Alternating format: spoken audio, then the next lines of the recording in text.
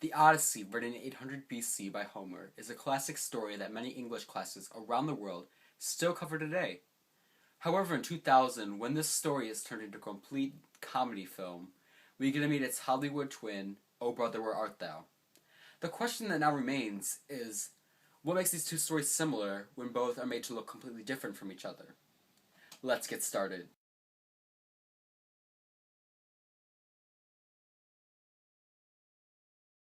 When beginning both stories, you are greeted with what's called an invocation, which is defined as the act of calling upon a deity.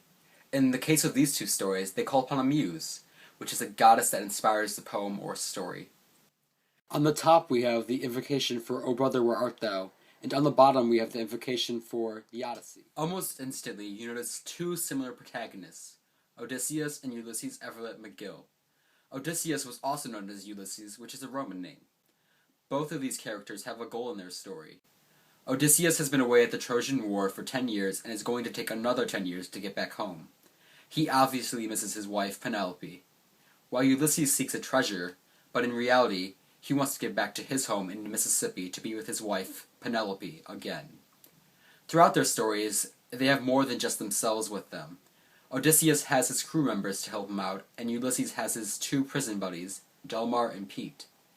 Each of them are essentially the leaders of the group, and both are very cunning throughout the stories. After their escape from prison, Ulysses and his crew run into a fortune teller on railroad tracks, who happens to be blind as well. This man predicts that the men won't get the treasure they seek. This event is similar to Tiresias, who also happens to be blind, telling Odysseus how it will take many years for him to get back home to see his wife.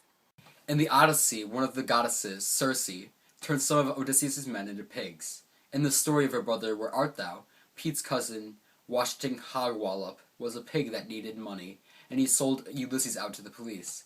This holds a hidden reference to this scene. Later, Delmar thinks that Pete was turned into a toad, which reminds me of Circe actually transforming people into something else that they weren't. The lotus eaters in the Odyssey are a very nice society, but the maid food, the lotus, really was mesmerizing. The plant would make whoever ate it forget about their home, and it would make them want to stay there on the island. This mesmerizing feeling was also in the scene from the movie. Ulysses' crew fell to a group of people from a church. They were headed to get baptized in a river nearby, and they gave them this feeling to fall in and get baptized as well. There were also the sirens, which would lure men in with their beautiful singing voices. And O Brother, Where Art Thou? There were women washing their clothing in a river. They were singing a song, and this lured Ulysses and his crew in. It was so bad that they fell asleep and thought that Pete turned into a toad. The police will stop at nothing to put them all back in prison again, and it makes their escape 10 times harder than what it could have been. Poseidon did the same thing to Odysseus and his crew in his story because of one mistake he made. What do I mean by mistake? Well, Odysseus got to face Poseidon's son, Polyphemus, better known as the Cyclops. He got him drunk on wine, stabbed a sharpened stick into his only eye, and that made him blind. After all of that, he escapes and gets a little too cocky about things by telling the Cyclops his real name, which causes Poseidon to hate him due to him praying.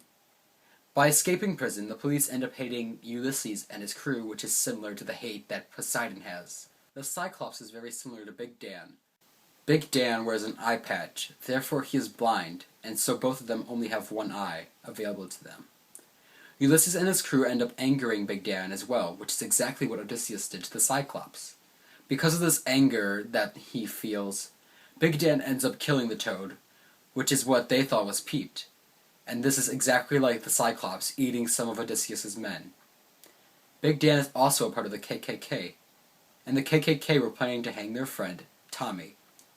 Ulysses and his crew sneak into the meeting, which is like the escape from the Cyclops' lair.